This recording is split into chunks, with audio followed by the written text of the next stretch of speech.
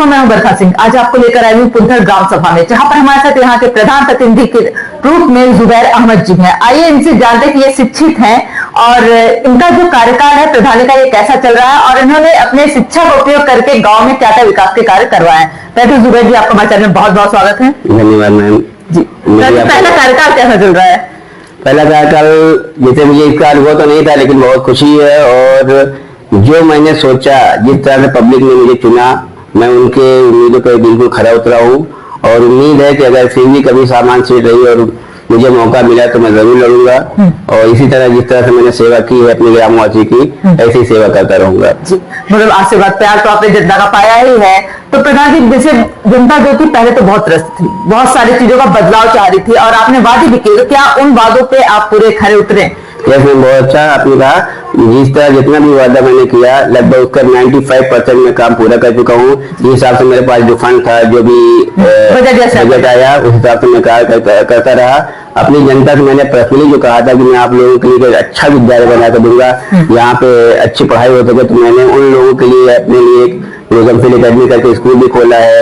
यहाँ पे कम फीस में अच्छी पढ़ाई दे रहे हैं और उन लोगों से कहा इंग्लिश मीडियम और उन लोग से ये भी वचन लिया था, वादा किया था कि मैं तुम लोग के लिए एक क्लिनिक खोलूंगा जिसमें तुम लोग को सस्ती दवाएं, अच्छे डॉक्टर पर्याप्त हो सके, वो भी मैंने कर दिखलाया। शहर नहीं जाना पड़ेगा, गाँव में ही काम होता है। जी मैम, बिल्कुल शहर नहीं जाना पड़ता, वो कर रहे हैं और बहुत लोग खुश भी है इससे, बहुत ज्यादा प्रभावित हुए हैं मेरे स्कूल और मेरे जो मैंने क्लिनिक खोला है। जी, बहुत अच्छा कार्य किया है, सराहनीय किया, क्योंकि कभी इमरजेंसी पड़ जाती है तो आप शहर नहीं जा सकते, इतना समय नहीं होता उस टाइम पे, तो बहुत अच्छा काम किया है। तो प्रधान जी, अच्छा प्रधान, मैं जानना चाहती हूँ कि अब की तैयारी कैसी चली, क्योंकि चुनाव आपका बहुत करीब है।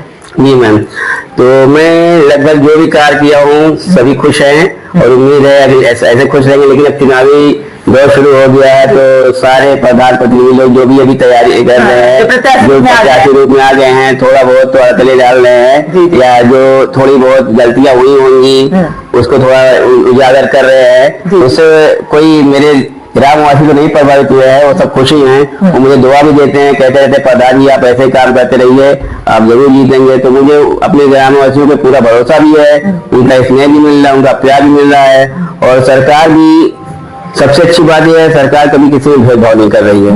जो भी आप खुश है सरकार से? इस सरकार से जी बहुत खुश हैं, क्योंकि मैंने देखा है, मैं तो खुद, लोग कहते रहते हैं लेकिन जो भी आया है, आवास हुआ या शौचालय हुआ या कोई योजना आई, सभी को पूरा हक उनको मिला है। सभी कोई भेदभाव नहीं है, लोग गलत इसको इस्तेमाल कर रहे हैं, गलत बोल रहे हैं जी, कह रहे हैं कि मुसलमान तो खुशी नहीं है, ऐसा कह रहे हैं लोग। ये लोगों ने गलत सोचा। आप मेरे गांव में चले जाइए, कहीं पूछिए भाई, जिस तरह से जो भी योजना आती है सारी सबको मिलती है, चाहे प्रधानमंत्री आवास योजना हो या फिर शौचालय योजना हो या पेंशन का हो, वृद्धा पेंशन हो, विकलांग पेंशन, कोई भी पेंशन हो या फिर किसान सम्मान निधि हो, सभी को हक मिल रहा है, सब पा रहे हैं, सभी बहुत खुश है, समानता है जी। अच्छा प्रधान जी, अब ये बताइएगा कि जैसे आवास और शौचालय का जो आवंटन हुआ तो वो कैसा रहा, मतलब अभी भी जरूरत है आपके गाँव में या नहीं? मैम देखिए क्या है कि गांव में जरूरत इसलिए है, जैसे ही हमारे दो मतलब लोअर कास्ट के लोग हैं, वो बेचारे शादी करने के बाद अलग हो जाते, तो उनके लिए जरूरत है। बाकी जो लगभग सभी के घर अच्छे हो गए हैं, लेकिन जो वही नई शादी होती है, नए लोग अलग होते हैं, उन्हीं के लिए जरूरत है और सरकार दे भी रही है। हर बार टारगेट आता है, सबको जांच पड़ताल करके दिया जाता है। इससे मैं सरकार को बधाई करना चाहूंगा। बहुत खुश हूँ कि कोई आप जितने भी व्यक्ति हैं, जो भी महिलाएं हैं या जो भी पुरुष है, सभी खुश है सरकार से। अच्छा प्रधान जी, और मैं जानना चाहती हूँ जैसे बारात घर की एक आ रही है, ये जनता की जो मांग है अब बारात घर की, वो कह रही है कि हमको एक बारात घर चाहिए, तो इस पर आपका क्या कहना है?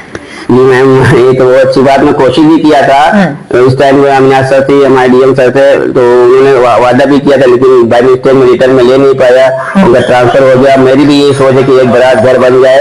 हमारे पास थोड़ी भूमि की कमी है, एक जगह हमने देखा है, लेकिन वो जगह पे कर दीजिएगा,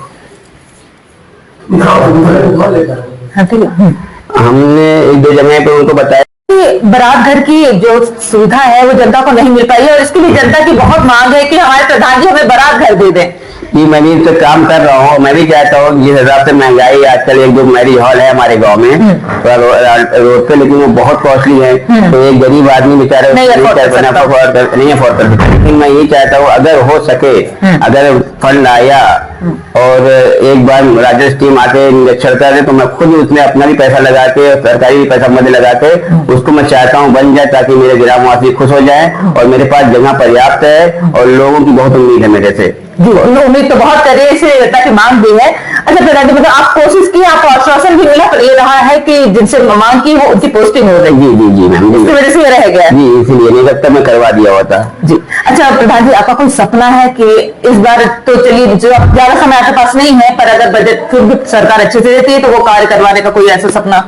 जी मैम, अगर हो सका मेरी बस यही है, जहाँ जहाँ इंटर कनेक्टिविटी है पुलिसर से, मेरे यहाँ पे पुलिसर में 6 रास्ते आने के लिए, मैं चाहता हूँ सब एक रास्ते ऐसे हों कि लगे कि हाँ मैं किसी कॉलोनी में जा रहा हूँ, किसी वीआईपी एरिया में जा रहा हूँ। बस यही सोच है कि उस रास्ते को इतना डेवलप कर दूंगा, पूरी लाइटिंग ऐसी कर दूंगा कि कोई भी अगर बाहर का वासी आता है तो देखे हाँ मैं पुलिसर में इंटर कर रहा हूँ। ये मेरा एक सपना है, क्योंकि मैं बाहर रहता हूँ, मैं बेंगलोर वगैरह में देखता हूँ, इतना अच्छा लगता है, लेकिन यहाँ के अपने सपनों को बजट की वजह से नहीं कर पाता हूँ। जी जी, बिल्कुल बाहर रहे होंगे तो वहाँ का जैसा माहौल देखा होगा, सोचा होगा कि गांव को भी वैसा ही कर दे। जी जी मैम, जी बिल्कुल है। और मैंने एक एरिया जहाँ मेरा हॉस्पिटल और कॉलेज है, स्कूल है, वहाँ मैंने किया लगभग ऐसा किया, उसका नाम गढ़वा था, लेकिन इस वक्त मैंने इतना डेवलप कर दिया कि लोग इतने खुश हैं कि अब जब रात में जाते तो लगता है कि हाँ किसी वीआईपी एरिया में है। अच्छा, अपनी तैयारी जनता से कुछ कहना चाहेंगे, क्योंकि चुनाव जो है बहुत नजदीक है, तो कुछ संदेश देना चाहेंगे उन्हें? जी, मैं बस अपनी जनता को यही संदेश देना चाहता हूँ, जिस तरह से अभी पिछली बार मुझे आप लोगों ने प्यार और सम्मान दिया था, मैं आप लोगों की उम्मीद पर खरा उतरा हूँ। कोशिश अगली बार भी करूंगा और मेरी कोशिश यही है कि जिस तरह से प्यार दिए तो इस बार भी दे। अगर सामान से दे तो मैं आप लोगों के दिलों पर याद करूंगा और आप लोगों की हर ख्वाहिश को पूरा करूंगा, इससे इस बार किया हूँ।